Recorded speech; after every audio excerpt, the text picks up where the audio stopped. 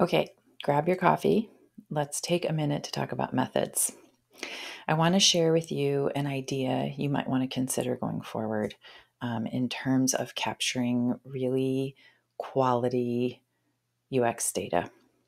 And this comes from this concept of ecologic validity. So, if I want to understand what's happening with my user in relation to a new tool, whether it's a website or a robot or their automated car system, a lot of times we're inquiring to get feedback after the fact, after they've utilized it. They're doing sort of a retrospective and reflective interview, maybe, or survey where they're letting us know kind of what they thought over the past period of time with that particular tool. However, when we do that, we lose some of that ecologic validity. Meaning, if you were talking to me on a ride along in my new electric car, I might say things to you that I wouldn't consider saying later on in this retrospective format because ecologically I'm in the environment we're talking about and I'm becoming more aware of and realizing more things about myself in that environment. So something like a ride along is definitely not always feasible, or to be with the user in the new environment isn't always feasible.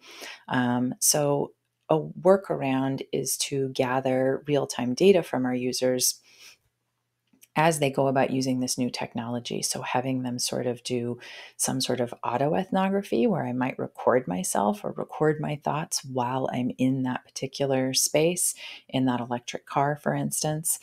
Um, Not quite as perfect, but still better than waiting 3 weeks would be an end of day daily log about their activity using that technology, and their thoughts and feelings about it, where they're at in terms of frustrations, and experiencing satisfaction with the tool or the product. And you might even consider some real time logs or real time reporting where when I interact with that device, it cues me to provide some feedback in real time.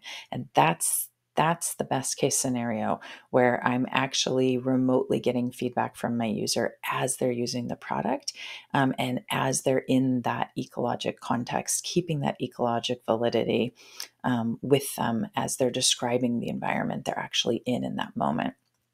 So that's always the best case scenario. Now, how to do that, how to apply that to your particular project, I'll talk about this in the future. There's lots of different tools around us, some of them free that you can use in order to gather that kind of data and find creative ways to prompt your user to give you that feedback in real time. So think about that. Stay tuned and keep me in the loop.